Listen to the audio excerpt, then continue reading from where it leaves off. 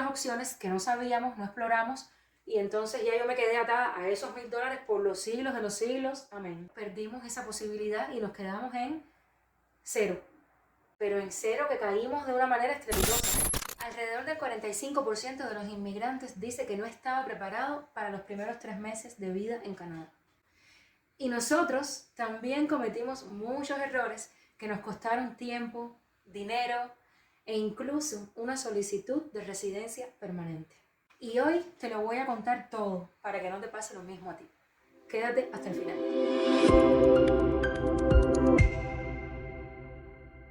Hola, soy Lisbeth y junto con mi esposo Francis creamos este canal que se llama Típica y emigramos de Cuba buscando una vida mejor aquí en Canadá. Pero, como muchos emigrantes, nos hemos equivocado. Entonces, si tú también estás por venir a Canadá o estás acabado de llegar, escucha con atención todo lo que te voy a decir en el día de hoy.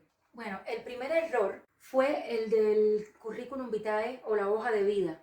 Nosotros veníamos con un estilo completamente diferente de Cuba, donde uno pone hasta la foto, una pequeña foto tipo carnet de identidad en su perfil, con tu dirección, con hasta tu estado civil, todo, hasta del mal que te vas a morir, tú pones prácticamente en el currículum vitae. Y aquí, bueno, tuvimos que aprender a las malas cómo funciona todo eso, que hay varios tipos de resumen, está el cronológico, el funcional, el combinado. Entonces, bueno, al principio eso era muy importante para nosotros, porque nosotros, como saben, vinimos con permiso de estudio yo y Francis con permiso de trabajo, pero nuestro objetivo era acumular los puntos necesarios para el Express Entry, para la entrada Express, y teníamos un tiempo limitado porque la visa a mí me la dieron por el tiempo que duraban mis estudios, y en ese mismo tiempo Francis tenía que conseguir un trabajo que fuera categoría A o B para que nos dieran los puntos necesarios para subir en el Express Entry, en el escalafón, y que nos llamaran para la residencia permanente. Y el tiempo pasaba y Francis no podía conseguir un trabajo A o B, y hasta que fuimos a un taller en Toronto, en un lugar donde ayudaban a los emigrantes, a las personas que están buscando empleo, y aprendimos cómo hacer bien el resumen al estilo canadiense. Por cierto, sobre este tema le vamos a dejar el enlace a una saga que hicimos en el canal sobre cómo buscar trabajo en Canadá, que se llamó algo así como Misión Imposible. Y ahí explicamos todo. Hay un video dedicado a esto del resumen, hay otro para la carta de presentación y cosas así. Ese fue el primer error que cometimos en Canadá, no saber hacer bien el currículum vitae o la hoja de vida. El segundo error está relacionado con documentación, los documentos que hacen falta para emigrar aquí a Canadá. Lo voy a dividir en dos partes. Primeramente, en Cuba tienes que ir a consultoría jurídica para que ellos hagan todo el trámite con la UES.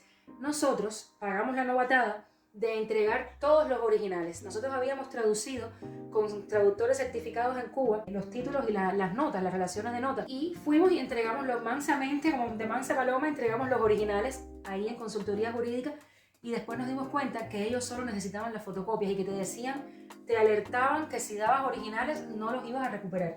No fue la gran cosa, pero eso representó que después tuvimos que volver a legalizar, a certificar las traducciones, que eso cuesta dinero y cuesta tiempo. Muchas veces no te hace falta, pero otras veces sí, sobre todo si estás por permiso de estudio. Las escuelas te piden tu título o de 12 grado o de la universidad o las notas, y tienen que estar traducidos por traductores certificados. Por cierto, ya que estamos hablando del tema de las traducciones certificadas, les recuerdo que Francis y yo tenemos una agencia de traducciones aquí en Canadá que se llama FL Translations. Si ustedes están en su proceso migratorio ahora desde sus países o aquí en Canadá y necesitan una traducción certificada por traductores canadienses, pueden acercarse a nuestra agencia, que nos especializamos en inglés y en español y tenemos varios años de experiencia, porque eso fue lo que estudiamos y fue en lo que trabajamos toda la vida. Así que aquí tienen los datos de nuestra agencia. Contáctenos si necesitan traducir sus documentos para su proceso migratorio en Canadá. Te cuento que el último error fue el error garrafal, el error más grande que prácticamente nos costó no poder seguir en Canadá. Es que de hecho hoy en día vivimos en Alberta y no en Toronto como estaba planificado, gracias a ese error. Así que continúa conmigo para que te enteres. Otra cosa que nos sucedió con este mismo tema de los documentos, que lo estoy poniendo en un mismo punto porque está relacionado, es que para cuando ya uno va a pedir la residencia permanente, Canadá te exige tus antecedentes penales de todos los países donde hayas vivido después que cumpliste 18 años por más de 6 meses, creo. Da la casualidad que yo viví en Ucrania 2 años por mi trabajo y necesitaba entonces los antecedentes penales de Ucrania. Cuando me acerqué al consulado de Ucrania en Toronto, ellos me dijeron que necesitaban el pasaporte con el cual yo estuve en Ucrania, que ya yo no lo tenía, porque era un pasaporte de servicio que emitió el Ministerio de Relaciones Exteriores de Cuba, alias MINREX, en mi nombre, un pasaporte de servicio, no era un pasaporte ordinario como el que tiene todo el mundo. Y por supuesto, cuando se acabó mi misión diplomática, ellos me recogieron el pasaporte y nunca más lo vi. Tenía a mi disposición impresoras, fotocopiadoras y jamás se me ocurrió hacerle fotocopia a ese pasaporte. Algo tan elemental, porque incluso en ese pasaporte yo tenía como 2 visas Schengen, porque para ir a Ucrania yo tenía que pasar por Francia siempre y estuve como 4 veces en Francia y me quedaba a dormir allá cada vez que pasaba por Francia y necesitaba ese visado Schengen y lo tenía ahí. Y eso siempre es bueno tenerlo, porque cada vez que tú vas a solicitar una visa, presentas pasaportes a tu nombre con visas en lugares como la Unión Europea y es más fácil que te otorguen la visa en otro país. Pero nunca se me ocurrió, fui tan inteligente, nunca se me ocurrió y después me hizo falta para los antecedentes de Ucrania. Yo sé que los hubiese conseguido, pero me hubiera costado muchísimo más trabajo. Gracias a Dios, a través de una amiga en Cuba que trabajó conmigo allá en Ucrania, ella tuvo un viaje de trabajo a Ucrania y se acercó a la embajada y las muchachitas del consulado allá de Ucrania tenían copias, por suerte, de mi pasaporte cubano de servicio y me lo mandaron las fotocopias y gracias a eso pude hacerlo. Pero fue una cadena de casualidades y de eventos que se dieron que no hay por qué pasar por eso si uno toma las precauciones a tiempo, que yo no lo hice. Otro error que cometimos nosotros y que me parece que seguro cometen muchas personas está relacionado con las finanzas, con el tema financiero. Imagínense ustedes que nosotros, viniendo de Cuba, cubanos de toda la vida, nunca habíamos tenido una tarjeta de crédito, no sabíamos cómo funcionaba eso, qué cosa era una línea de crédito. Fuimos al banco y sacamos una tarjeta de crédito, pero tuvo que ser a mi nombre. Solo me dieron tarjeta de crédito a mí porque Francis tenía permiso de trabajo, pero no tenía un trabajo fijo. Sin embargo, yo por ser estudiante, el banco lo tenía estipulado así, sí tenía derecho a una tarjeta de crédito, pero solo de $1000. Entonces lo que hicimos fue que el banco le emitió a Francis una tarjeta de crédito como mi usuario autorizado. La dueña del crédito era yo y él le hicieron una copia de una tarjeta con su nombre, pero atada a mi cuenta. Entonces, en cuanto Francis empezó a trabajar, él fue y le dieron una tarjeta de crédito a su nombre con $5000 de entrada, simplemente por ser trabajador. Y de hecho, después, primero cada 1 año más o menos y después cada 6 meses, le empezaron a proponer subirle el crédito y cada vez se lo subían más y ahora Francis tiene un crédito que es una barbaridad. Pero yo, hasta hace más o menos 2 años, 1 año y medio, me mantuve con mis $1000 de crédito. Claro, yo era también, después me hice usuaria autorizada de Francis, pero mi crédito mío como tal siguió siendo $1000 porque el banco nunca me ofreció nada como Francis, a pesar de que yo actualicé mi estatus de que ya yo no era estudiante, que ya estaba trabajando. Nunca me ofrecieron nada y de hecho cuando fui dije yo quiero más crédito, me lo dieron, pero me dieron 2000 y después cuando se me vence esa tarjeta como a los 6 meses intenté aplicar online y ya me lo subieron a 13000. Sí te influye porque cuando tú llegas aquí tienes que construir un historial crediticio porque no lo tienes, porque aquí todo funciona con el crédito, a no ser que tú seas millonario y lo puedas pagar todo en cash, en efectivo, pero por lo general eso no es lo que sucede. Entonces las personas cuando se compran un carro o una casa o no sé, cualquier inversión grande que vayan a hacer, tienen que recurrir al crédito. Y si tú tienes un buen score, como dicen aquí, un buen puntaje crediticio, entonces te es más fácil que te otorguen los préstamos. Y no solo que te otorguen los préstamos, sino que te los den con un interés más bajo. ¿Por qué? Porque eres una persona confiable, porque construiste un historial crediticio y le demostraste al banco que tú pagabas en tiempo, que eras buena paga. Entonces, bueno, cuando tienes un crédito tan bajito como tenía yo, te es un poco más trabajoso, porque entonces tienes que estar más pendiente de que tienes que pagar rápido todo lo que hagas. Si tienes que pagar algo que cueste, en mi caso que eran 1000, algo que cuesta más de 1000, como cuando tuvimos que pagar la residencia permanente, cuando aplicamos, solicitamos, hay que pagar los honorarios, si era más de 1000. Siempre teníamos que entonces ponerle más dinero por arriba a la tarjeta de crédito para después pagar y es un problema, es complicado. De hecho, hoy en día, Francis, toda la vida, desde que empezamos, Francis siempre ha tenido un mayor credit score un puntaje crediticio siempre más alto que el mío. Nosotros hacemos lo mismo, pagamos las tarjetas en el mismo día, todo, pero él tiene un límite más alto que el mío, entonces eso siempre influye. Por eso pensamos que el error aquí fue no haber esperado que yo empezara a trabajar, porque siempre te va a hacer falta una tarjeta de crédito al principio, y al principio esa era nuestra única forma de tenerla. Pero después descubrimos que había otras opciones, como por ejemplo sacarte una Visa Debit, que es parecido, funciona casi como una tarjeta de crédito, pero no es una tarjeta de crédito. En fin, te da más flexibilidad. Este video no va a ser sobre eso hoy, pero hay otras opciones que no sabíamos, no exploramos, y entonces ya yo me quedé atada a esos $1000 por los siglos de los siglos. Amén. Típicos, si les parece que el contenido les está siendo útil, que les está gustando, le pedimos encarecidamente que se suscriban, den un like, compartan. Es lo que más nos interesa que hagan para llegar a muchas más personas que se puedan beneficiar de este contenido que te está ayudando a ti hoy y mañana puede ayudar a otro.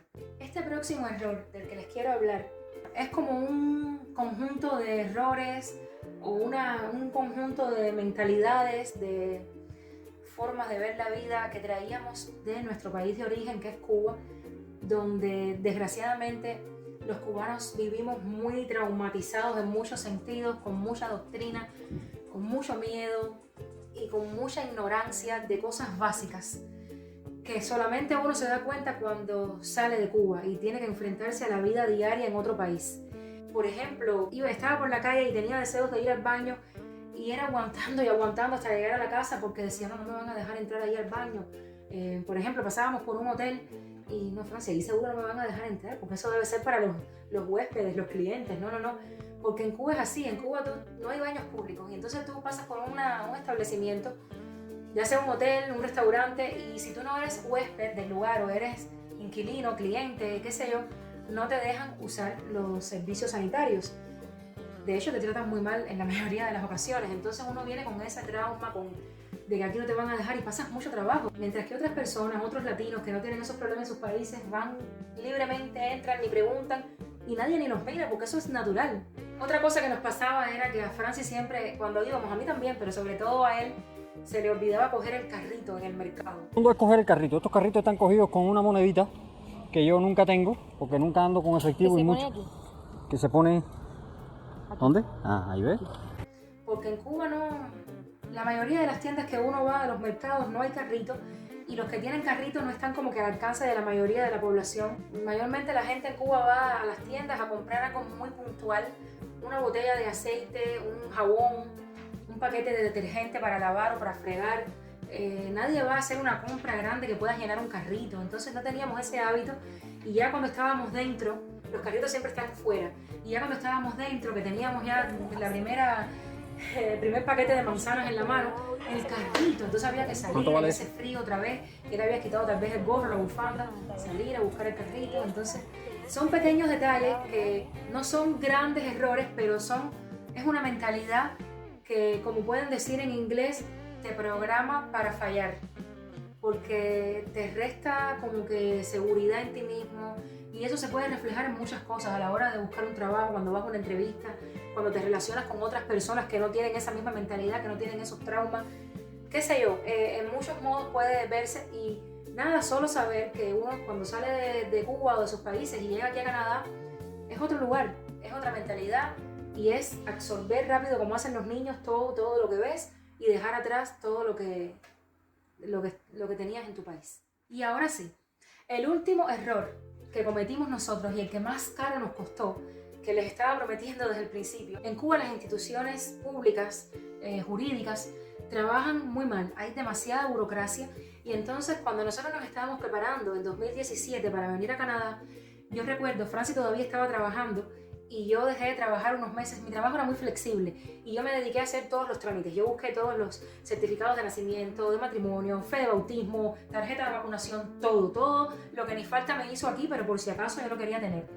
Y una de las cosas, por supuesto, fue los antecedentes penales, legalizados y todo lo que costó, el tiempo. Yo lo hice con tiempo de antelación. Nosotros nos fuimos en septiembre y yo lo empecé a hacer todos meses antes. Entonces los antecedentes nos habían dicho que se demoraban como 2 o 3 meses. Resultó que estuvieron listos un mes antes de nosotros salir de Cuba. Esto lo que provocó fue que cuando nosotros solicitamos la residencia permanente la primera vez en Toronto, enviamos todos los documentos sin sospechar que había algún problema con los antecedentes, y resultó que nos cancelaron la solicitud de residencia permanente. ¿Por qué? Porque el antecedente penal, ese de Cuba, no cubría ese último mes.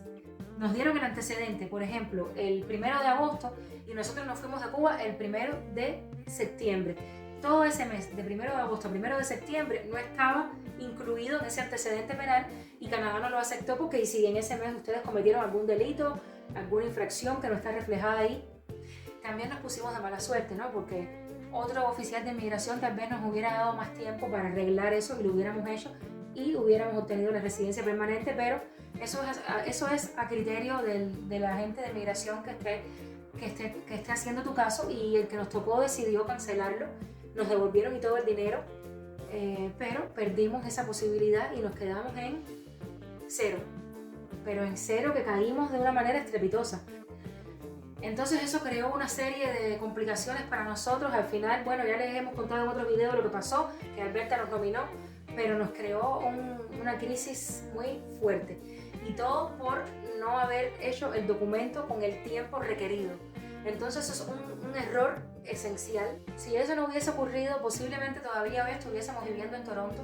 Pero bueno, gracias a Dios estamos en Alberta, que nos gusta muchísimo, y todos los días damos gracias por haber llegado a esta provincia. Fue un error afortunado a la larga, pero en el momento que nos sucedió sufrimos bastante.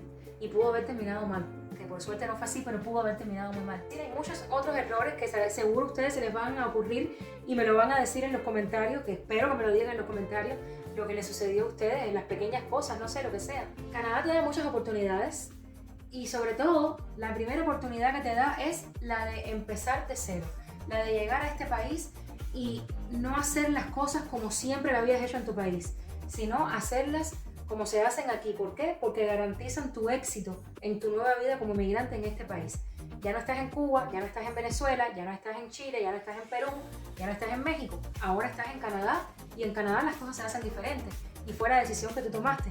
Mientras más rápido aprendas cómo se hacen las cosas, menos errores vas a cometer como nosotros, y más fácil te va a salir todo, más fácil vas a salir adelante y más rápido vas a triunfar. Ya saben, típicos, como siempre les decimos, como le dice Francis, no aflojen ni en las curvas, y también el cielo es el límite. Nos vemos.